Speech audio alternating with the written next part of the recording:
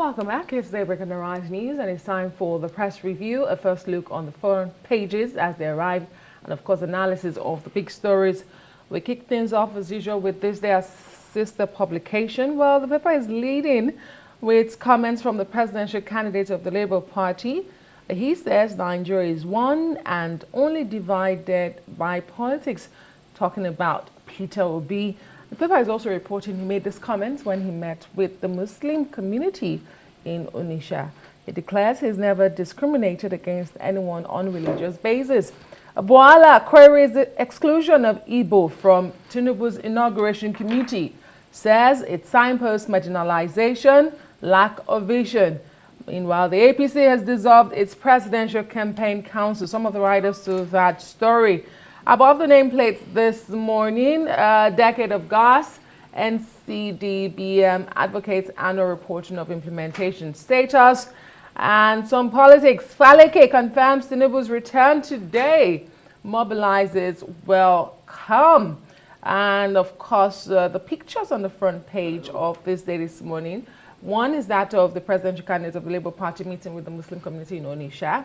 That's Peter Obi. And of course, another there. The top right corner is the Eid launch with Shettima, and that's the vice president-elect, and of course with the governor of Borno State, Babangana Zulum. FG pledges to evacuate Nigerians back home from Sudan in next 2 days. Fingers crossed as fighting in the country enters its 9th day. That's the front page of this day this morning.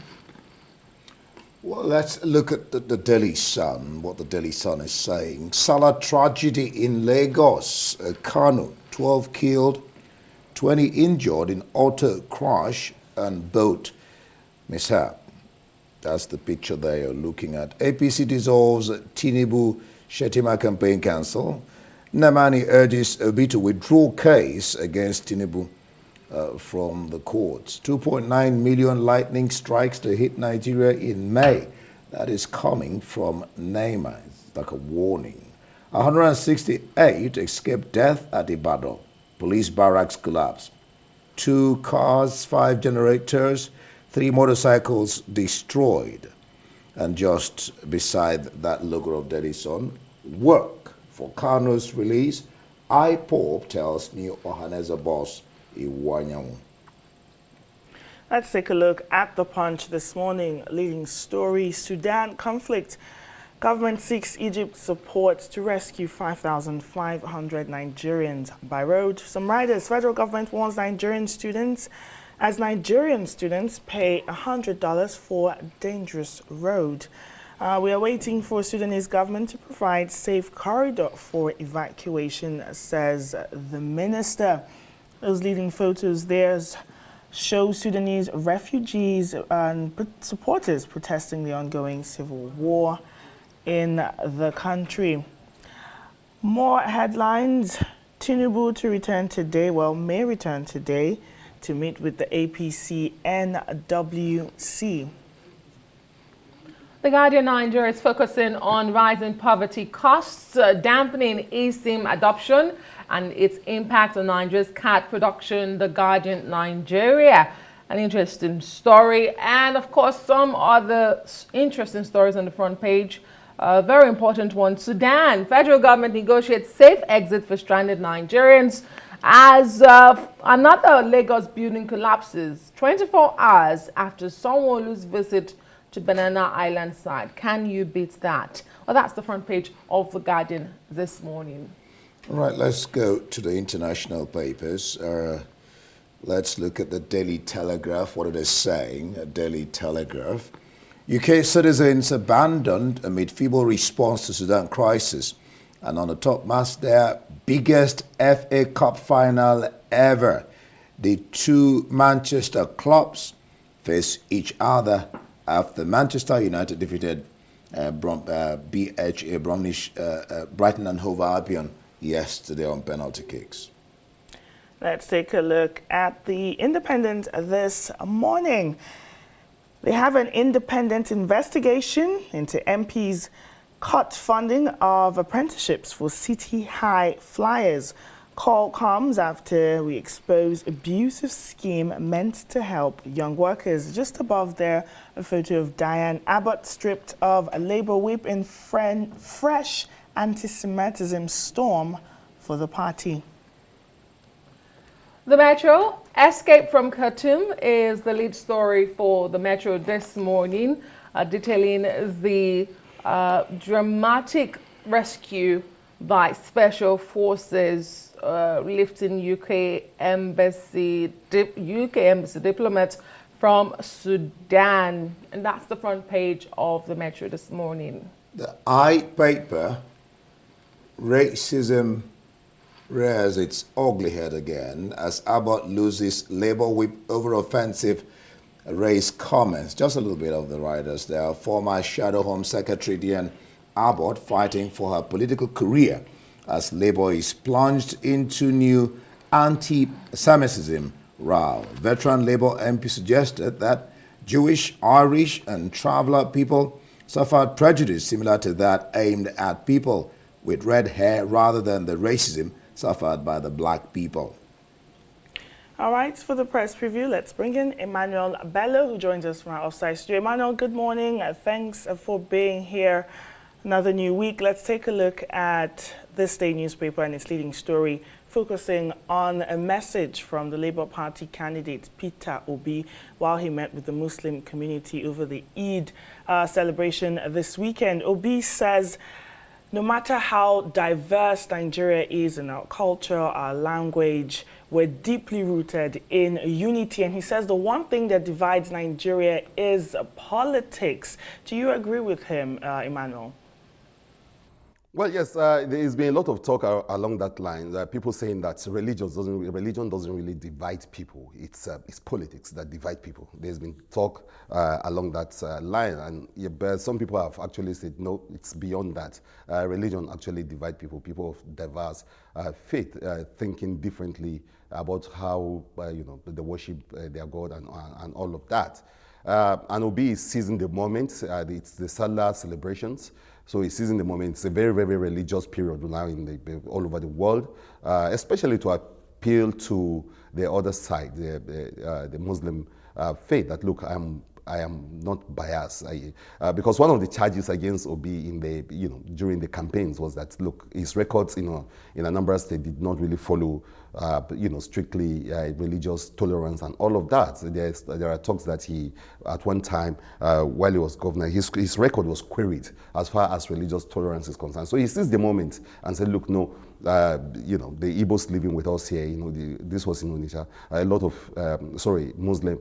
of Muslims are in the southeast. He's trying to, he's telling them that, look, they're safe and they're welcome and all of that. And it also gives you an insight into, yes, the relation, in this country that you have, or our relationship in this country, our historic, relationship that you've got Hausas or Muslims living in the southeast. Some of them, that can date, their ancestry there to close to 100 years back.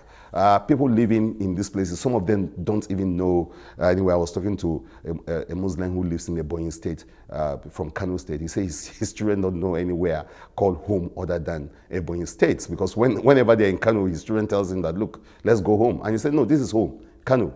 And they tell him that, no, they don't know anywhere but Ebonyi State. So he's right, Obi is right that in the midst of all that diversity, we have ties that, that bind us together. Historic ties, friendship, relationship, our cultural affinity. Some of us can joke even about our history. There's this long-standing joke between the Thieves and the Fulanis in Kechi, especially for those of us in those parts. We play a lot along those lines. So you see, you can find that almost across the country in almost all the tribes and the fault lines. But Obi is right, is appealing to that demography, saying, look, I can be blamed, I can be, and this is a sort of Nigerian leader that we need. A lot of people think that at the heart of our problem is the serious, serious problem of disunity, and we've thrown everything at that problem. The NYC project is there, but up to this moment, you'll be shocked, a lot of us still don't know who we are, how we are, what we are. We don't understand ourselves up to now. Trying to forge a nation. So Obi is saying that he is the kind of candidate, or sorry, the kind of presidential material that will forge that in this passing president or the president that is about to leave is being charged with nepotism. That his body language, his appointments were lopsided. His utterances suggested that, look, he is targeting some people. He's secluded some people. What Obi is saying, he's the contrast to that. He's someone that will bring the nation together, and that brings in the issue of Tinubu. Bola in this same story saying that there are no Igbos in the transition committee, trying to suggest in a way that Tinubu probably will still continue on the path of the nepotism that Buhari was known for. Obi is saying that, well, in all of that, he's the candidate or he's the presidential majority that can merge and forge this country together. Speaking about Tinubu, Emmanuel Bello, this day is reporting that one of his loyalists, Faleke, spoke to them exclusively, telling them that he will be returning today and he is mobilizing a welcome. That story is also on the front page of The Punch. The Punch is not so sure. They say he may return, and of course, to attend the NWC meeting as regards the crisis with the National Assembly leadership. What does this mean, Emmanuel? Are we beginning to see things settle down as we count down to a new administration? No, I was chuckling because you say that, this one, you say the Punch is not so sure of, and so it's not taking side, or it's not so making a definitive comment around whether he will return today or not. But yes, for me, this way, apart from, of course, we're going to see some kind of the settling down of those kind of issues. Where is he? Where it's going to bring an end to that if he returns. But for me, this whole thing takes us back to, it's almost deja vu. You remember this was the crisis we had around President Buhari, his health, the fact that sometimes he disappears and then he returns, and sometimes we're not too sure if he's going to be back, with rumors of his death at one time, bedeviling the administration. Is this a return of those days? Because those are the sort of things that everybody wants to be.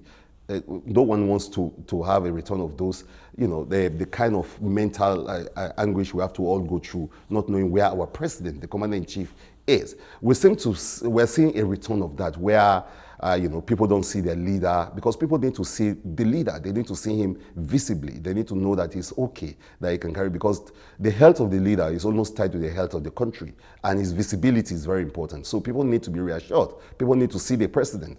So Faleke is giving us these assurances, but beyond him, we don't seem to have anything concrete. I think when people see Tinubu alighting from that plane and looking well and healthy, firm, it will restore some kind of confidence, right now in the situation. But of course, people worry, not just a one-off thing. People worry about what this president, what kind of president is he going to be? Is it going to be an absentee president? Are we going to have 30 days of medical trips somewhere in the world? Are we seeing the return of that and the rumors that normally follow those kind of things?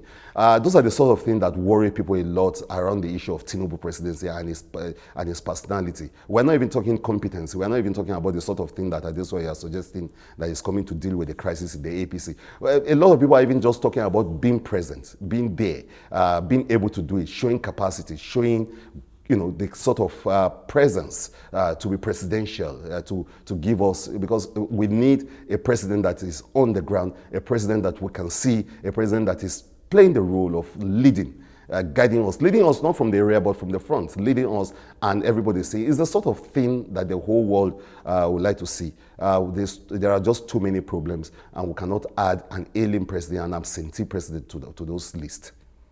Emmanuel, let's look at The Guardian. The Guardian, Sudan, we know there's a conflict ongoing in Sudan, and the federal government negotiates safe exit for stranded Nigerians, and is saying that people should be careful not to pay some amount of money to a group who are promising them a safe return. That's a story. And another Lagos building collapses 24 hours after the governor Sanwo-Olu visits the collapsed one in Banana Island, and you can marry those stories in the brief period you're to speak. Well, the collapse story is becoming it's becoming just one story too many. I mean, almost like a reputation. You'll see the story of a collapsed building and you're wondering whether it's the last one that we're talking about. And it's always around this, Lagos seems to be be having, maybe because that is the one that is always reported. But I think part of the problem of collapse building is what we've been discussing here. We've not seen serious action. No one is prosecuted. No one, heads are not ruling. There is no attempt to ask people to stay, to stick to standard, or the development control or the authority around it. So it's becoming one story, a recurrent story, and just tells you how deep the crisis of control, the crisis of even leadership around these issues, and then the Sudanese story, which is big. I think you should enjoy the kind of focus that is it the Punch. I think the Punch is giving it that huge kind of attention. I think it's serious because some of the images we're getting from Sudan are very unpalatable. Lives are in danger there. If you compare what is going on, the fact that Nigerian government is negotiating with the Sudanese government, they are trying to find safe corridors, they are trying to use road networks to bring people home. They are not even warning against racketeers who wants to, cash on this and cash out on the plight of people. If you compare that to what the UK is doing, one of the stories that is highlighted on the foreign paper, the kind of action, the kind of swift action operation that the other governments around the world are putting in place, you find out that if you compare that, we're not doing much to do this rescue our citizens out of that war-torn place. We need to do more. Nigerians need to see some kind of serious leadership, serious commitment, serious action, not just just words, to see people really rescued from those places. Yes, Emmanuel, that's a good place to leave it. Thank you so much for joining us this morning. That's the press preview. Let's hear your view on all the burning issues. Follow us on Twitter @AriseTV.